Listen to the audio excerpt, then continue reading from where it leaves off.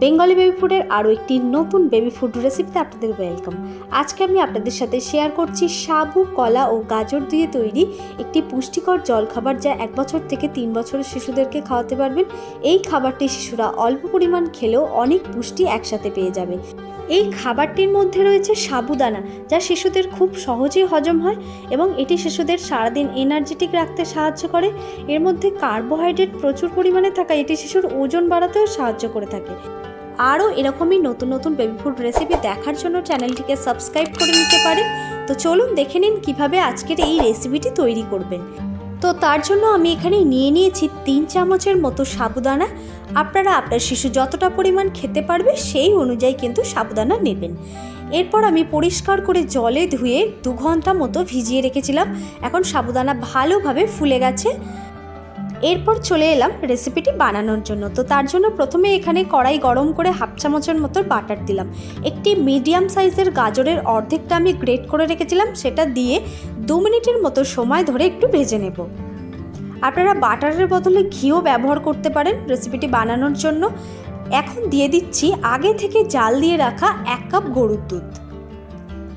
আপনারা এই গরুর দুধের বদলে জল দিয়েও রান্নাটা করে নিতে পারেন যদি 1 বছরের ছোট শিশুদের খাওয়াতে চান এই রেসিপিটি।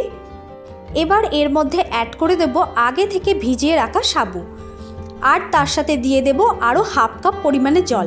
আপনারা এখানে যতটা পরিমাণ সাবু নিয়েছেন সেই অনুযায়ী কিন্তু জল এবং দুধের পরিমাণটা দেবেন। এরপর ঢাকা দিয়ে 10 থেকে 12 মিনিট রান্নাটা করে নিতে হবে। 12 মিনিট পর আমি ঢাকা খুলে দেখে নিচ্ছি সাবু এবং গাজর ভালোভাবে সিদ্ধ হয়ে গেছে কিনা। সমস্ত কিছু ভালোভাবে সিদ্ধ হয়ে গেছে, দেখুন। এই পর্যায়ে আমি এখন নামিয়ে নেব খাবারটির। এরপর এর মধ্যে আরও পুষ্টিগুণ বাড়ানোর জন্য এবং মিষ্টি স্বাদ আনতে আমি একটি কলার ব্যবহার করছি। আমি কলার অর্ধেকটা এখানে কাঁটা চামচের সাহায্যে খুব ভালোভাবে ম্যাশ করে এর মধ্যে অ্যাড করব। আর এই ফলটির পুষ্টিগুণ কিন্তু অনেক। এটি শিশুদের ব্রেন ডেভেলপমেন্টে, হাড় শক্ত করতে এবং রোগ প্রতিরোধ ক্ষমতা বাড়িয়ে তুলতে সাহায্য করে থাকে। এরপর খাবারটিকে একটি বাটির মধ্যে ঢেলে নিলাম।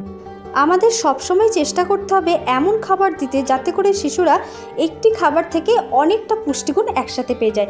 যেমন এই খাবারটি সবশেষে অ্যাড করে দিলাম কলা। এখন কলা দেওয়ার পর সমস্ত কিছুকে ভালোভাবে মিশিয়ে নিতে হবে।